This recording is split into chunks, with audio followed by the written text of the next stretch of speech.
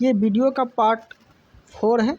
आप मेरा part 1, part 2, part 3 नहीं देखे हैं तो प्लेलिस्ट में जाके देख लीजिएगा। ओके, चलिए इस वीडियो को स्टार्ट करते हैं। भारत के राष्ट्रीय प्रतिदर्श सर्वेक्षण संगठन क्या उत्तरदायित्व है? तो इसका क्या उत्तरदायित्व है? तो वह है अंतर्राज्यीय व्यापार के आंकड़े एकत्रित करना। अंतर्राज्यीय व्यापार के आंकड़े एकत्रित करना इसका दायित्व है। ठीक है। डिस्क्रिप्टिव में क्या बोला गया है कि भारत के राष्ट्रीय प्रतिदर्श सर्वेक्षण, जिसे बोलते हैं NSSO, का उत्तरदायित्व विभिन्न क्षेत्रों में अखिल भारतीय स्तर पर खरे पैमाने के सर्वेक्षण करना। NSSO एक राष्ट्रव्यापी संस्था है जिसकी स्थापना 1950 ईस्वी में देश के आंकड़े संबंधी आवश्यकताएं पूरी करने और राष्ट्रीय आय तथा अन्य संबंधित आंकड़ों का अनुमान लगाने के लिए एवं बड़े पैमाने पर सर्वे करने के लिए उद्देश्य से की गई है। ओके, सर्वेक्षण करने के लिए जो है NSSO का ये स्थापना किया गया था। ठीक है, आंकड़े करने के लिए। भारत सरकार का प्रथम लॉ ऑफिसर किसे बोला जाता है? ठीक है, तो वो बोला जाता है अटॉर्नी जनरल को। ठीक है, भारत सरकार का प्रथम लॉ ऑफिसर जो बोला जाता है वो बोला जाता है अटॉर्नी जनरल को। ठीक है, अटॉर्नी जनरल की बात अगर बोलेंगे आप तो अटॉर्नी जनरल की जो चर्चा है वो आर्टिकल 76 के अनुसार महान्यायवादी के बारे में बोला गया है। और महान्यायवादी का कोई निश्चित कार्यकाल नहीं होता है, बल्कि ये राष्ट्रपति के प्रसाद पर्यंत पे रहता है। राष्ट्रपति जब चाहे महान्यायवादी को हटा सकता है। ठीक है, भारत सरकार का ये प्रथम कानूनी अधिकारी होता है। कौन? तो महान्यायवादी। तो प्रथम कानूनी अधिकारी कौन होता है? तो प्रथम विधि अधिकारी तो वो अटॉर्नी जनरल ही होता है, जो राष्ट्रपति के प्रसाद पर्यंत पे काम करता है। 78 में बोला गया है NVS 01 क्या है? तो वो एक मिसाइल है। क्या है? वो एक मिसाइल है। ओके, आगे देखते हैं। एक उपग्रह इसरो के नेविगेशन सैटेलाइट श्रृंखला के पायलट की पूरी पीढ़ी के उपग्रहों में से पहला NVS 01 उपग्रह है और GSLV F-12 व्हीकल का उपयोग करके 29 मई 2023 ईस्वी को सफलतापूर्वक यह लॉन्च किया गया था। ओके, बहुत जल्द जो है आप लोग को टेस्ट सीरीज भी कराने वाले हैं बिहार दरोगा का, तो बने रहिएगा। बोस्कियाना गुलजार पर एक हिंदी पुस्तक किसके द्वारा संकलित की गई थी? तो हिंदी पुस्तक जो है वो किसके द्वारा संकलित की गई थी? तो वह की गई थी 79 का आंसर हो जाएगा B। ठीक है, बोस्कियाना गुलजार पर हिंदी पुस्तक यशवंत व्यास के द्वारा संकलित की गई थी। किसके द्वारा? तो यशवंत व्यास के द्वारा संकलित की गई थी। बाकी मैथ है तो मैथ आप लोग बना लीजिएगा। नौजवान भारत सभा की स्थापना किसने किया था? तो भगत सिंह ने किया था। नौजवान भारत संघ की स्थापना 1926 में भगत सिंह ने किया था, पंजाब में। ठीक है, इनके अन्य सहयोगी भी थे, सहयोगी संस्थापक सदस्य छब्बीर दास और यशपाल थे। कौन थे? छब्बीर दास और यशपाल जो थे नौजवान सभा के ये सदस्य के रूप में भी काम किए थे। ठीक है, अन्य सदस्य में। ओके, 83 नंबर देखते हैं। भारत में एक्सपोर्ट प्रीपेडनेस इंडेक्स निर्यात तैयारी सूचकांक का प्रकाशन निम्नलिखित में से कौन करता है? तो वह करता है नीति आयोग। कौन करता है? नीति आयोग। और नीति आयोग जो बना था, योजना आयोग से नीति आयोग जो बना, यह 1 जनवरी 2015 ईस्वी को बना था। ठीक है, भारत में एक्सपोर्ट प्रीपेडनेस इंडेक्स निर्यात तैयारी सूचकांक का प्रकाशन नीति आयोग करता है।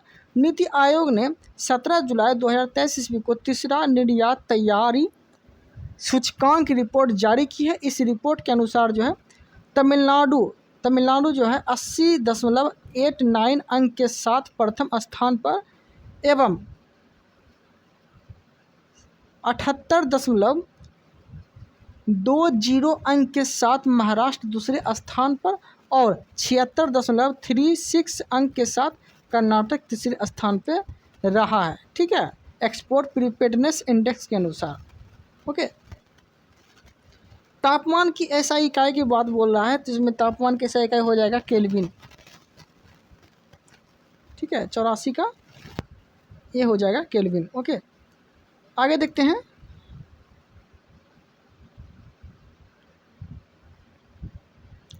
तापमान की एसआई इकाई केल्विन हो जाती है। तापमान के लिए दो बिंदु निश्चित किया जाता है, क्वथनांक और हिमांक, ठीक है।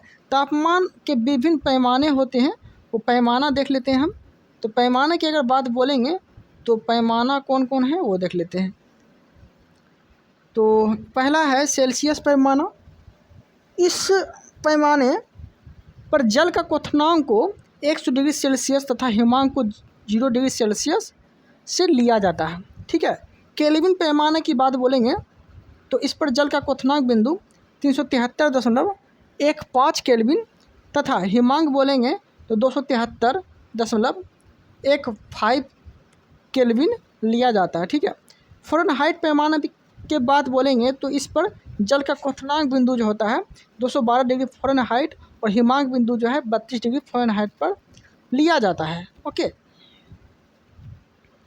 आगे है रोमर पैमाने की बात बोलेंगे तो इस क्वथनांक पर बिंदु को 80 डिग्री रोमर और हिमांक बोलेंगे तो 0 डिग्री हिमांक से लिया जाता है, ठीक है। और इसको चेंज भी कर सकते हैं आप। इसका फॉर्मूला होता है C/0/100 बराबर F-32/180 R-0/80। इस तरह से आप पैमाना निकाल सकते हैं, ठीक है, इसका सूत्र के साथ। केबुल लमजाओ राष्ट्रीय उद्यान कहाँ पे है? तो वह है मणिपुर में। केबुल लमजाओ राष्ट्रीय उद्यान कहाँ पे है? तो वो मणिपुर में है, याद रखिएगा। और केबुल लमजाओ जो है, केबुल लमजाओ यह विश्व का एकमात्र तैरता हुआ राष्ट्रीय उद्यान है। इस पर तैरते हुए द्वीप पाए जाते हैं जिन्हें स्थानीय भाषा में क्या कहते हैं?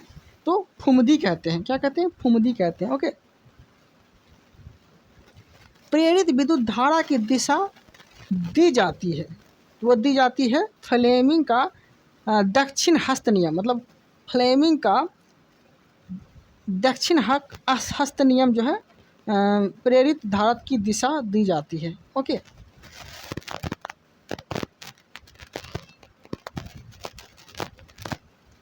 आगे देखते हैं। प्रेरित धारा की दिशा फ्लेमिंग के दाएं हाथ का नियम द्वारा दर्शाया जाता है। फ्लेमिंग का दाएं हाथ का नियम जो है, यदि दाहिने हाथ के अंगूठा, तर्जनी या माध्यम परस्पर समकोण इस प्रकार रखे गए हो तो तर्जनी चुंबकीय क्षेत्र की दिशा संकेत करती है। क्या करती है? संकेत करती है। ओके,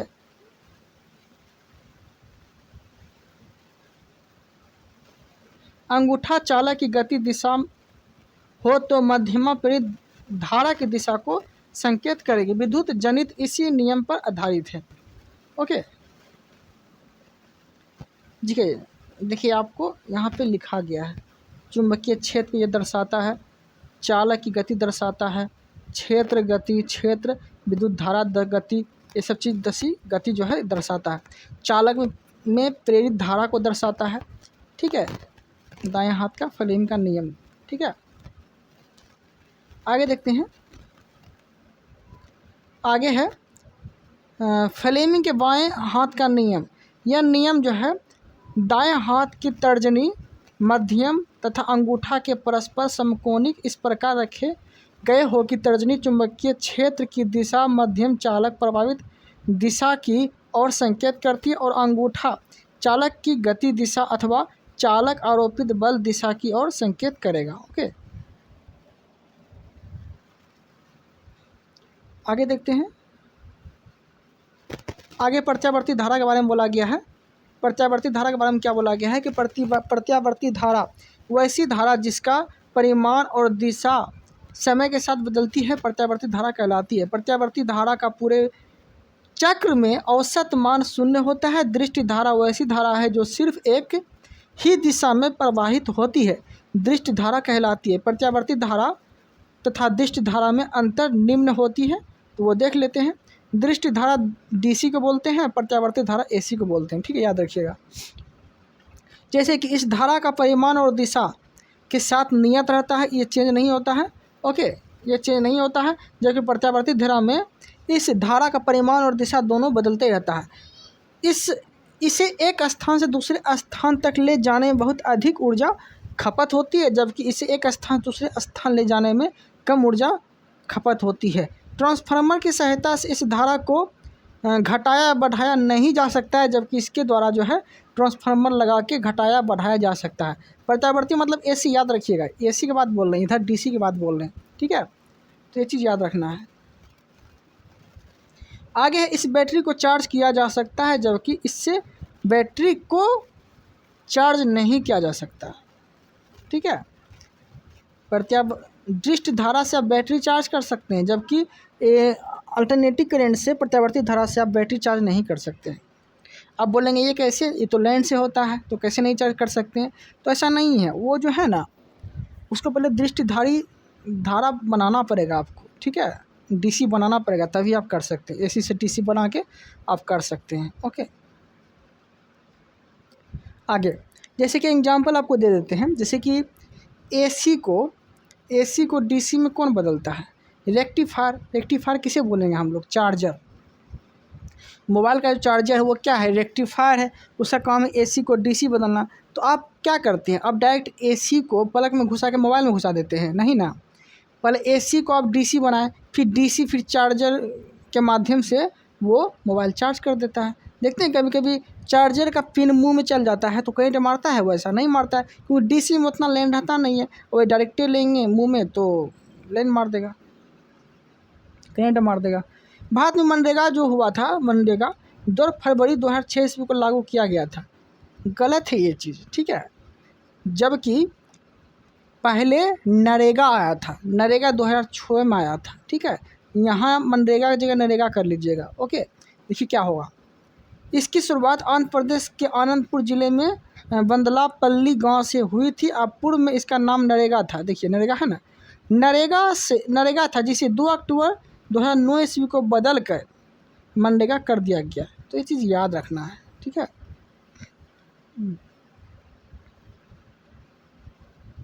आगे देखते हैं 89 नंबर, देखिए क्वेश्चन क्या बोला गया है।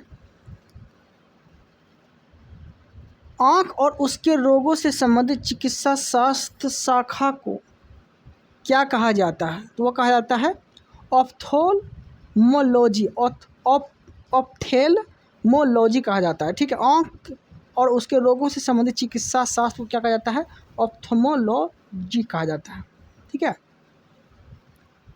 आगे देखते हैं, डिस्क्रिप्टिव बोला गया है कि आँख और उसके रोगियों से संबंधित चिकित्सा शास्त्र की शाखा को ऑप्थेल्मोलॉजी कहा जाता है। ऑन्कोलॉजी बोलेंगे तो ऑन्कोलॉजी कैंसर का अध्ययन है।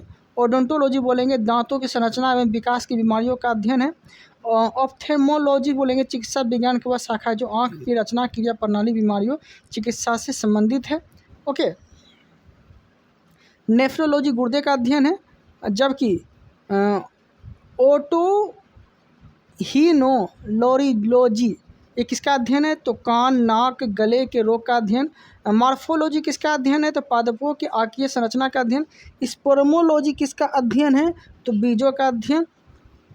सर्कोलॉजी किसका है, तो पेशियों का अध्ययन। फिजियोलॉजी किसका है, तो शरीर के विभिन्न भागों के कार्य एवं कार्य विधि का अध्ययन। आगे है ओफियोलॉजी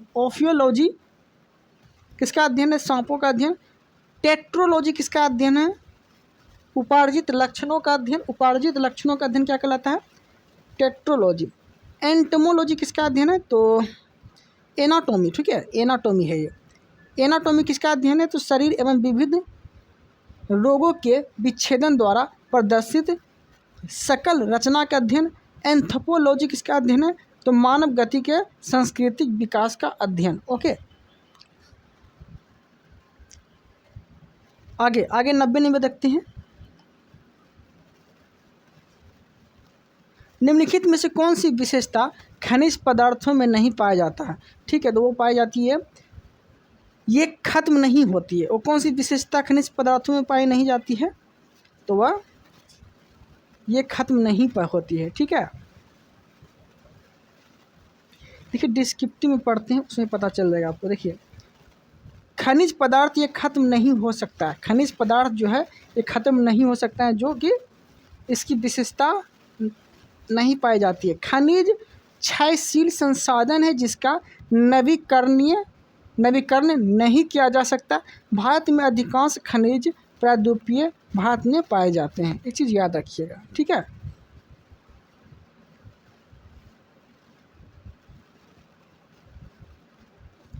इक्यानवे नंबर देखते हैं।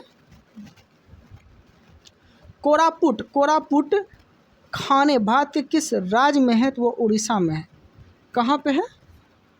तो वो उड़ीसा में है। ओके, आगे देखते हैं। कोरापुट खाने भारत के उड़ीसा राज्य में स्थित है। उड़ीसा में स्थित पंचमपाली पहाड़ी पर बॉक्साइट के उत्पादन के लिए प्रसिद्ध है।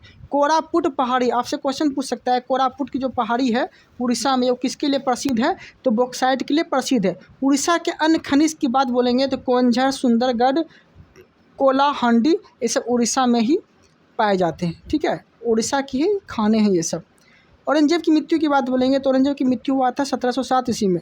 1707 ईस्वी में औरंगजेब की मृत्यु हुआ था।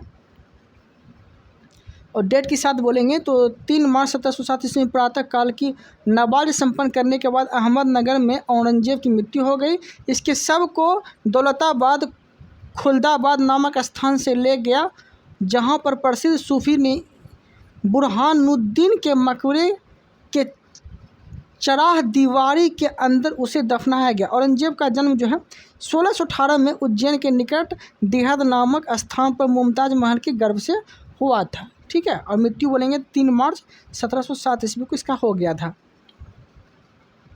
सरकार फसलों के समर्थन में कौन से मूल्य की घोषणा करती है? तो वह करती है न्यूनतम समर्थन मूल्य की घोषणा करती है, ठीक है। सरकार फसलों के समर्थन में न्यूनतम मूल्य की सूचना करती है, ठीक है, घोषणा करती है, जिसे बोलते हैं MSP, न्यूनतम समर्थन मूल्य, minimum support price. Minimum support price को कृषि लागत मूल्य आयोग की सिफारिश के आधार पर वर्ष 2 बार तय किया जाता है। यह किसानों को उनके उत्पादन के लिए गारंटीकृत मूल्य और निश्चित बाजार उपलब्ध कराने के लिए एक सुरक्षा जाल के रूप में कार्य करती है। कौन? तो MSP, जिसे बोलते हैं minimum support price. Full form भी याद रखिएगा, एग्जाम में पूछता है। जल के अणुओं की अर्धपरागम झिल्ली द्वारा गति कहलाती है, ठीक है। तो क्या कहलाती है? परासरण। जल के अणुओं के अर्धपरागम झिल्ली द्वारा गति परासरण कहलाती है। परासरण की प्रक्रिया में जल विलयन अणु के अर्धपरागम झिल्ली द्वारा जल के अधिक सांद्रता वाले क्षेत्र में जल के कम सांद्रता वाले क्षेत्र की ओर गमन करता है। ओके, आगे है परासरण की प्रक्रिया में बिना अर्धपरागम झिल्ली के संभव नहीं है। परासरण के उदाहरण, परासरण द्वारा पौधे अपने मूल रोम से भूमि से जल अवशोषित करते हैं। ओके, पौधे के कोशिका में जल का संचालन परासरण द्वारा ही होता है। पौधे के पत्तियों से पौधे विभिन्न भागों में खाद्य पदार्थों का वितरण परासरण के द्वारा ही होता है। पत्तियों में पाए जाने वाला रंध्र खुलने तथा बंद होने में परासरण की मुख्य भूमिका होती है। ओके, और पौधे में जो पत्ती पाए जाते हैं वो छिद्र को कहा जाता है स्टोमाटा, याद रखिएगा, ठीक है। देखिए, जब किसी पादप की कोशिका में परासरण द्वारा पानी की हानि होती है तो कोशिका झिल्ली सहित आंतरिक पदार्थ संकुचित हो जाते हैं। इस घटना को जीवद्रव्य कुंचन कहते हैं, ठीक है। विसरण समझते हैं। विसरण जो है द्रव गैस विलय अणुओं का उनके अधिक सांद्र वाले क्षेत्रों से कम सांद्रता वाले क्षेत्र की और गति विसरण कहलाती है, ठीक है। आगे है विसरण के उदाहरण। विसरण द्वारा गैसों O2 और CO2 का आदान प्रदान कोशिका तथा बाहरी वातावरण के बीच होता है। पौधे में वाष्प उत्सर्जन में विसरण द्वारा जलवाष्प से बाहर निकलते हैं, विसरण द्वारा जलवाष्प से बाहर निकलते हैं। इसकी शीशी कमरे में खोलने पर उसकी सुगंध विसरण द्वारा ही पूरे कमरे में फैलती है। ओके,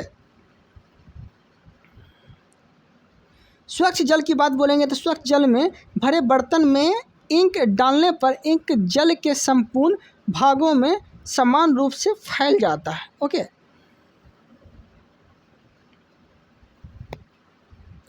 आगे देखते हैं। आगे जो क्वेश्चन है वो 95 नंबर है। क्वेश्चन बोला गया अति सुदोषने पारग, अति सुदोषने मार्ग है जहाँ नेक श्यानप वाक नहीं। पंक्ति में रेखांकित शब्द का अर्थ क्या होता है? तो वो हो जाता है तनिक भी चतुराई, तनिक भी चतुराई। ओके, हिंदी का है, ये तो आपको पढ़ना ही पड़ेगा। 3 पढ़ देते हैं। अति सुदोषने मार्ग जहाँ नेकु श्यानप वाक नहीं। पंक्ति में रेखांकित शब्द नेकु श्यानप का अर्थ निम्न होता है। नेकु श्यानप शब्द थोड़ा कम अल्प, श्यानप चतुराई, अतः विकल्प के अनुसार तकनीक भी चतुराई नहीं उत्तर होगा। ठीक है, इस तरह से रीतिकाल में कवि धनानंद पंक्ति है जिसमें प्रेम के वियोग पक्ष में वर्णन किया है। 96 नंबर इंग्लिश है। 97 देते हैं। कोयल पुल स्थित है, तो वह स्थित है सोन नदी पर। डिस्क्रिप्टिव पढ़ते हैं। कोयल पुल जो है सोन नदी पर स्थित है। इस पुल का आधिकारिक नाम जो है अब्दुल बारी पुल है, जिसकी स्थापना 1856 ईस्वी में तथा परिचालन 1862 ईस्वी में शुरू हुआ था। इस घटना तथा भोजपुर के बीच सड़क स रेल मार्ग जिसकी लंबाई 1440 मीटर है। ओके, 98 नंबर देखते हैं। क्वेश्चन बोला गया है आईपीएल 2023 में रॉयल चैलेंजर बेंगलोर का कप्तान कौन था? 2023 में रॉयल चैलेंजर बेंगलोर का कप्तान कौन था? तो वह था फॉफ डुप्लेसिस। ठीक है, तो आईपीएल क्रिकेट से क्वेश्चन गिरता है, ये भी ध्यान रखिएगा। तो आईपीएल 2023 में रॉयल चैलेंजर बेंगलोर कप्तान फॉफ डुप्लेसिस था, जो कि दक्षिण अफ्रीका का है। ओके, डुप्लेसिस 12 मार्च 2022 ईस्वी को पूर्व आरबीसी कप्तान विराट कोहली ने यह घोषणा की कि वह फॉफ डुप्लेसिस को कप्तान सौंपेंगे, जो आरसीबी के नए कप्तान होंगे। फॉफ डुप्लेसिस दक्षिण अफ्रीका के क्रिकेट खिलाड़ी हैं। ठीक है, इंडियन प्रीमियर लीग 2023 आईपीएल का 16वां संस्करण था। इसकी विजेता टीम सुपर चेन्नई किंग्स थे और 5वां बार तथा उपविजेता गुजरात टाइटंस था। मतलब 2023 में जो जीता था ना, वो जीता था चेन्नई और उपविजेता रहा था गुजरात। अंतर्राष्ट्रीय जैव विविधता दिवस 2023 की थीम क्या थी? तो वह थी from agreement to action build back biodiversity. ठीक है, याद रखिएगा।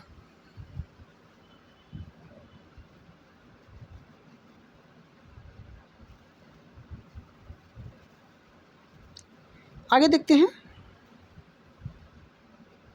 आगे क्वेश्चन बोला गया है अंतर्राष्ट्रीय जैव विविधता दिवस 2023 की theme from agreement to action build back biodiversity समझौता से कार्रवाई तक जैव विविधता का पुनर्निर्माण था। 22 मई को जैव विविधता के रूप में हम लोग मनाते हैं। याद रखिए, पृथ्वी पर जीवन को बनाए रखने के लिए जैव विविधता के महत्व के बारे में जागरूकता को बढ़ाना है।